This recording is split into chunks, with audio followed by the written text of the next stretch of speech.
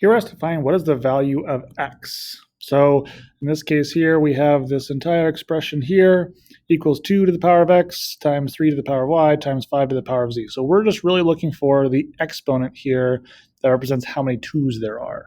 So the first thing that I'm going to do in this is I'm actually going to kind of expand this situation here, where I know that if I have 3 times 5 to the power of 4, well, let me go ahead and expand it and show you what it looks like.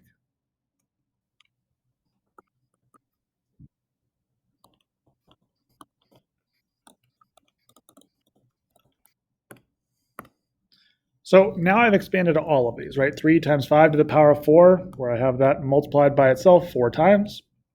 2 times 3 to the power of 5, so 2 times 3 multiplied by itself 5 times.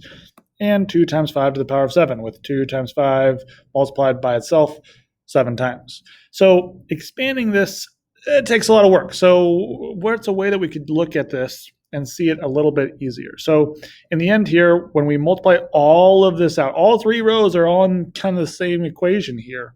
But when we multiply them together, we can kind of get rid of the parentheses where we have 3 times 5 times 3 times 5 times 3 times 5 times 3 times 5 times 2 times 3 times, and so on, where we're multiplying all of these numbers. So now what I'm going to do is I'm going to combine all of the 2's, the 3's, and the 5's. So for the 2's here, what I see here is that I'm going to see how many times am I multiplying by 2 in this situation. Or if I count here in my expanded form, I can count, okay, 1, 2, 3, 4, 5, 6, 7, 8, 9, 10, 11, 12.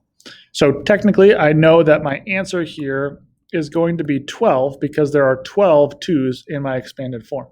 But here's the thing, right? Instead of doing the expanded form, what we can see here is that 2 times 3 to the power of 5 is really like saying 2 to the power of 5 times 3 to the power of 5. And 2 times 5 to the power of 7 is like saying 2 to the power of 7 times 5 to the power of 7.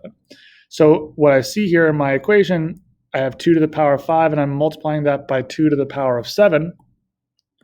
If I'm multiplying with like bases here, then I'm adding the exponents, which ends up giving me my exponent here, 2 to the power of 12.